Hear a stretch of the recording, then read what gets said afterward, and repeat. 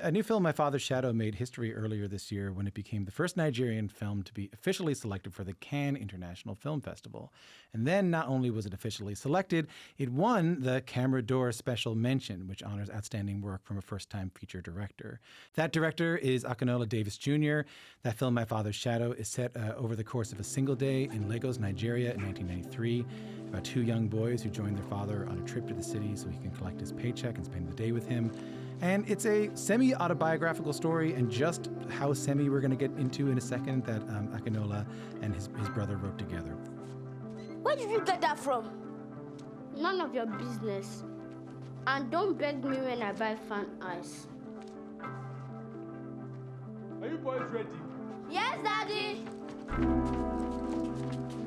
Welcome to the show. Oh, thanks so much for having me. How are you? I'm really good, thank you. Excited to be here. Is this your first time here? First time in Toronto, yeah. And what do you think? It's great. I mean, I've done the trifecta. I've been to Montreal, Vancouver, and Toronto. Have you?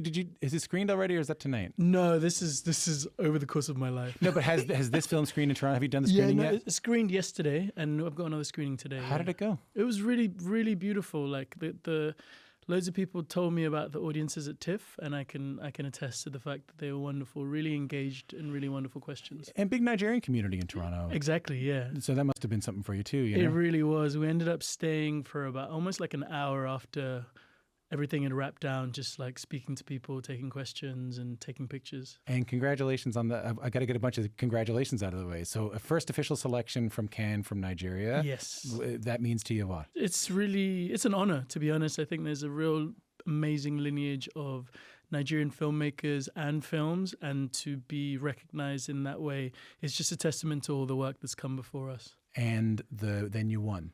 And then we won. How did you react when that happened? It was a bit of disbelief, if I'm honest. I'd left the festival and I was heading on a hiking trip with some friends, and then I got a phone call telling me I'd have to come back. Were you on the hike? No, we'd half an hour journey into heading towards the hike, and then I got this phone call. So I just sat with the news for about 5 minutes as we kept on driving, and I was like, guys, I think we need to stop the car. Yeah, hey guys, we could put the boots away. Yeah, I was like, I think I need to go back to Cannes, and when we pulled over and screamed and danced on the side of the road, it was great. Oh, that's fantastic. Yeah. Let's talk a little bit about the film. You are following me to Lagos today. But Mommy said we shouldn't leave the house. That we should wait for her. And why don't you stay and wait for her? You can tell her I went with Daddy to Lagos, but she puts you in charge. Hopefully, your mommy comes back before we go. But otherwise, we just have to leave a message for her. Go now. Sharp, sharp. I don't have time. So the story I heard is that this film has been in the works for a while. As I said, you co-wrote it with your brother. Yes. And but he had given you a version of the script or version of the story much earlier. And I think it was you said something that was very emotional for you when he first gave you the story. Can you tell that story? This is quite a long while ago. I'm going to sort of say 2012, potentially. I just got an email from my brother, really unprompted, no context. And it was a screenplay. I think I'd only ever read, that was probably my first screenplay I'd probably read from someone that wasn't already an established filmmaker. And I remember being in bed and reading it, and it was a short at the time. And I had such an emotional response, I just wept for like a few hours. And then I called my brother and I was like, yeah, you probably need to give me some context next time you're sending me something. I'd never really envisaged what it would have been like to spend a day with my dad. He passed when I was really young, when I was 2 years old. My brother would have been about 4 or 5. And everything I'd ever learned about my dad was from everyone telling me stories about him, stories about his character, what he was like as a person, how he was really well respected. And this idea of him was always made in such a positive, masculine, strong, self-assured way that when I read my brother's short script, it was kind of the opposite. He was kind of unsure of himself, quite vulnerable. And I just never really factored that into a possibility of who this person was. Why did your brother imagine? I mean, again, he was 4 and you were 2, around that. Yeah. And this is a man that you didn't know that well, but they sort of live on in larger-than-life figures within the house after that. Correct. How did he get the idea to write, especially around the idea of what it would have been like to have spent a day with him? We have a joint memory, which we're not quite sure whether we co-opted or whether it's something we experienced. Being so young, it kind of begs belief that I would have such a specific memory of this one memory with my dad, and my brother has the exact same memory And with what's my that? dad. It's basically two of us on a bed playing with, like, I guess who would have been our dad, and that's the memory we have, and we weren't sure if it was told to us or if it's something we co-opted or something we fabricated. And that was kind of a starting point for him. And I think in terms of writing the story of what it would be like spending a day, I think my brother, he's a writer, he's a poet, he's a musician. And I think within trying to expand his craft, I think he started doing creative writing lessons. And I think it was a prompt given to him by a coach or whoever he was having these lessons with, about writing letters to loved ones who had passed. And I think my brother just took that and decided to write a day spent with our father. Tell me about your dad. So he's Akinola Davies Jr. I'm actually named after him. He was, by all accounts, he was a really caring, warm, quite a bit of a disciplinarian, but extremely social. Loved music, loved fashion, extremely charming. So I've learned, wore really thick glasses. In every picture I see, he's got really thick glasses. And similar to me, he has like a wizard's peak or whatever. Yeah, widow's peak. Widow's peak. That's the one. That's right, not wizard. Widow's peak. That's different. That's when you have a big pointy hat. Okay, exactly. He didn't have one of those with stars on it and moons. Yeah, right. He didn't have one of those. No. Yeah, by all accounts, he was just a really charismatic guy. And my mum, who's really sort of the North Star in our family, has really kept his legacy alive for such a long period of time. She always would engage me in telling stories about him. You know, and maybe as an adult now, I'm kind of conscious of the fact that I kept on asking questions, which is something that was potentially quite painful for her. But I think my mum, in her eternal generosity, just kept on telling the story. And we'd always find the older we get, the more the story changes in sort of like, not for a mature audience, but there's just bits of information that she feels more comfortable telling us now that we're grown men. It's important that when the kids are young, you don't really want to get into the vulnerabilities or the challenges that the father may have. I understand that. Yeah, completely. Lest people think this film is solely about a day that would have been spent with your father, or two boys spending with their father. Yep. It is in the background is one of the most. It's taking place in one day on one of the most important days in the country's history, in Nigeria's history. It's about the 1993 Nigerian presidential election. Correct. The country is on paper hoping to move from military rule to democracy. There is a groundswell of hope in the air. As much as you can in the time we have. Yeah. Remind us, talk to us a little bit about what Nigeria was facing on that day. We'd been under more or less military dictatorship since the Civil War. Certainly, and Nigeria had undergone numerous coups d'etats, some successful, some unsuccessful. And the military regime was extremely sort of brutal, extremely authoritarian, extremely harsh. And there was this big swell of hope that this sort of maverick politician who was a philanthropist, who was extremely generous, who was invested in sports, in education, and business, was coming to sort of take Nigeria forth and bring us really into sort of the modern world. And his name? His name is Basharu Mashood Abiola, MKO Abiola. And he was just an incredible character. And basically what happened is the military had said we were going to move towards civilian rule, and MKO ran an election against another candidate called Tofa, and MKO was an astute politician. He was a Muslim. He had many wives from different parts of the country, which endeared him to all the country, as well as being a philanthropist and keen on sport and education. And he wins this election, and on June 12, 1993, the election results got cancelled, which kind of spiraled the country into a shortened period of disarray, but ultimately a longer period of sort of insecurity and instability. Why was that the day where you wanted to set the story about two boys spending the day with their father? It's a really good question. I mean, I think as an adult now, I sort of speak to my friends from the UK or different parts of the world, and their childhoods seem a lot more idyllic. And when I sort of start thinking of my childhood, there were certain things that maybe had become a lot more normalized, especially in an African or Nigerian context, that maybe excludes in some parts, not all parts, but some parts of the world. And I think even just mentioning to a friend, oh yeah, like there was an election that got cancelled and we had curfew and you know, there was protests in the street and we weren't really allowed out in the street. And just how we remember that, I think, as Nigerians is something we tend to gloss over because we've been through these like seismic moments in our history. But I think it was really important because equally, due to sort of the military sort of infrastructure or apparel in our country, history wasn't taught in school for quite a number of years. And actually it wasn't up until recently that the story of MK Abiola was acknowledged by the government, and June 12 has now become MK Abiola's like National Day in Nigeria. So no history taught in school? For a period of time, yeah, under the military rule. I can't remember the exact period, but certainly throughout the 90s, there was no contemporary history being taught in school. I've heard you talk about that, and then you said something like, so you wrote this or you made this film as a historical family heirloom for Nigeria. Yeah. What does that mean? Wow, that's a really good coin. I wonder who said that. Wasn't your brother? Yeah, it wasn't my brother.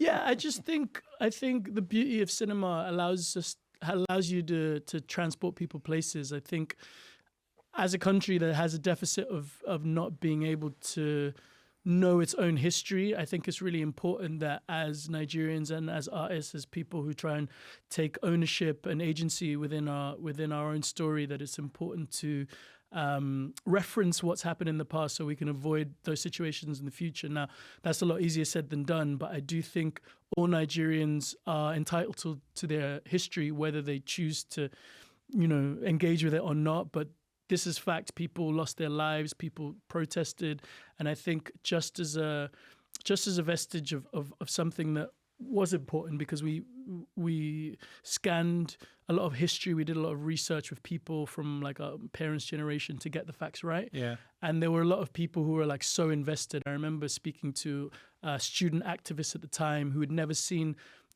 we had some historical actual footage in the film. He'd never seen a video of himself in his mid-20s, and actually me showing him an excerpt of the activities that he was conducting in that period of time brought him to tears. And he said to me that he's very proud to have seen that he answered like a dutiful call to his country in his 20s. Because I think a lot of, similar to the world and how politics works, there's a lot of active student unions who try and who are quite progressive, really educated, trying to push the country towards those things. And that was also taking stock in Nigeria at the time, during the election and prior to that as well. So what does historical family heirloom seems to imply that it's like a family heirloom is something that would have been representative of a time that's passed along, like your grandfather's ring, who got it from his grandfather, so you can see how life would have been back then. This thing is passed. Explain that to me, the idea of this being like an heirloom, something that... Sure. Well, I mean, it's kind of meta, but obviously the name of our film is called My Father's Shadow. Abiola was considered the sort of acting and in-waiting father of the country. That's kind of how we Nigerians, in our national anthem, we talk about our fatherland, our motherland, etc. So Abiola was seen as the father of the country. And post the election, he was imprisoned for about 4 years. And within that 4 years, everyone still thought as soon as he gets released, he's going to become the president again. So us losing the virtue of this strong politician it's an heirloom, because his story is just something that we need to sort of pass down from generation to generation, because there's loads of Nigerians who are my age, younger potentially, who've never heard of him. Because history is not taught, they might never hear of him, and maybe their first contact could be our film. So there's two sort of concurrent stories interweaving with one another. Correct. One is the story of Nigeria, one is the story of this day in 1993, and the other is a very personal story that on the surface, and we're not going to give anything away, but on the surface it's about two boys spending the day with their dad, going to Lagos with him away from the village, while he tries to pick up his paycheck, getting food, hanging out, going to the beach, having a day. You start to think so much about grief in this film. You mentioned you made this film for a dad that you didn't really get to know. What I thought was interesting about the film is it made me think about how, I was 24 4 when I lost my dad. So I was older, you know, I was an adult. I was still very sad, but I had the context of the world, and I felt like losing my father was kind of like losing any other. I sort of knew how to grieve. Sure.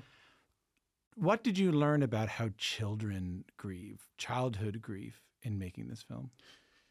Well, that's... Do you know what I mean? Yeah, no, I know what you mean. I can't speak for my brother. I can only speak for myself. I know there's always, for many periods of my life, not having a sort of father figure really unsettled me, because I always thought, oh, okay, having a father figure gives you the blueprint to what it means to become a man, or how you evolve into becoming a man. And because I was raised by my mother and the matriarchs in our family, we've always been sort of allowed to maybe have a lot more access to our emotions, a lot more access to a community that kind of like holds us in good stead, who are kind of like nurturing and taking care of us. But going out into the world, I went to boarding school in the UK, and even just going out to friends' houses, I would always see their relationships with their fathers. So me not having a father from an early age, I was always scared of everyone else's dad, you know? I was scared of like male figures when I would go to someone's house. But then the sort of older I got, I just felt there was something missing.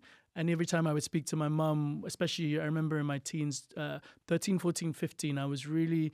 I was kind of hurt, and I really didn't know how to contextualize a lot of things I was feeling. But the best thing I could do is speak to my mum and say, I don't know why I have all these repressed feelings for someone I never really knew.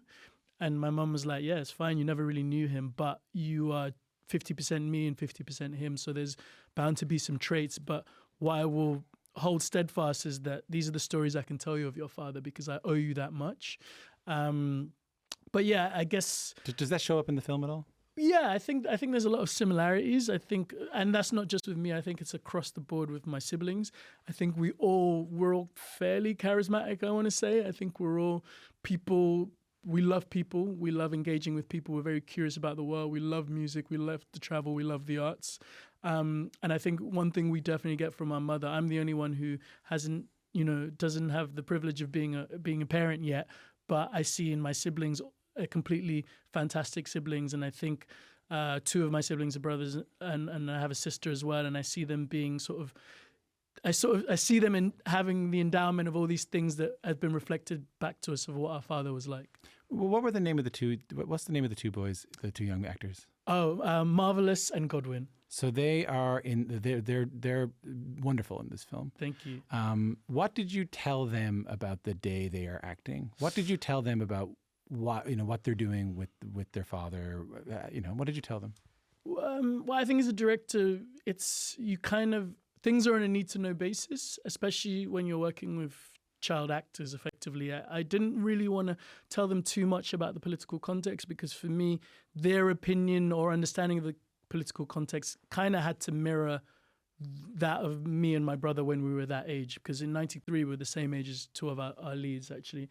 But we told them that, from what they understood is they're just spending a day with their father, right? A day with someone that they rarely get to spend time with. And I think actually for them it was something that they could get on board with, because I think in an African or a Nigerian context, or probably even a global context, there's still this acceptance that the man has to go out and provide for the family. And within that, we accept that socially is that it means you probably have a little bit less time to be the first caregiver of your children. And I think, in that context, they already understood what it was, And actually, I think in making the film, seeing them spend time with Shokwe Dirisu, our lead, was actually really beautiful, because they got nurtured in maybe a context, especially in a film context, of this person pretending to be their father, but it became a really paternal relationship. He was nurturing them. He's running lines with them. He was giving took them swimming and stuff like that. Right? Yeah, he took them swimming. They weren't good swimmers, and we have a scene in the ocean, so we tried to get them swimming lessons and try to get some chemistry bonding with them, and him taking them swimming, me and him spending a day with them, going to arcades and just allowing them to play. I just wanted them to be kids. I think it was really important to try and typecast kids that would embody the characters, as opposed to really leveraging on them to act. It's their first film. It's my first film. It was loads of firsts. My cinematographer's first film, my brother's first film, So we really wanted to surround them with experience in Shock Bear. We got them acting coaches as well who kind of explained the technical aspects of it. But we just wanted them to be kids. We really wanted them to come to it with an inquisitive nature. I mean, just like you didn't know the political or the extent of the political situation you were surrounded by at the time, just like you don't really have a great knowledge of your father being sick and dying. You're right. You want to keep these kids sort of away from it so that they can act purely as children, as the children at the time would have acted. Completely. And I think there's a certain level of protection we have to have as filmmakers. You know, I think we had welfare people on set because ultimately, like, we're dealing with grief, we're dealing with, someone, a loved one passing. So actually giving them, not sort of heavy loading them with the emotional aspects or even the political aspects. They're not things that they need to really concern themselves with. It's not them I'm worried about, man. It's you. Like, I'm thinking about you here because like I know that, like, and I didn't do any of this, but I know about it. Yeah. That sometimes when people are processing grief at a young age, one thing they do, like psychologists or therapists and the like, will get you to imagine your younger self. Yeah, of course. And go back and hug them. Sure. And go back and and imagine yourself with them and try. Yeah. You. Yeah, no. Do you know what's so ironic is that I've been in therapy for about 9 years, and my therapist is based in Toronto, and I met her for the first time yesterday. Oh, no way. How about that? And shout out to Joanne. And she basically... She should get a cut of the film. Well, she made me promise to bring her to a red carpet, so I think that bit was fulfilled yesterday. Okay, cool, sure. Yeah, either through therapy or prior to therapy, my relationship with wanting to make films has always been, initially I wanted to make kids TV. So I think a part of me has always been, the creative outlet has always positioned me in a way to have a sort of childish disposition, you know? But what is it like then? Does it, this is a personal question, but like, does it bring up, because who knows how much grief you have? 100%. When you're 20 months old, 2 years old, how much, you can't, the grief is not for the moment that you found out or the grief is vague and intrusive. Completely. But when you are watching young you spend time with dad, I can imagine no matter how vague it is, it must bring up something for you. 100%. Yeah. I mean, especially in the edit. Yeah. The edit was the most, there was a period in the edit where it was the most tasking part of the whole process because we'd made an edit and I was like super happy with it. And I was like, this is the edit, this is the film. But everyone was like, this is a really great edit, but is this the best version of the film? And I think it was really sort of like grappling with the idea of I had to honor the film and not just me trying to serve something within myself.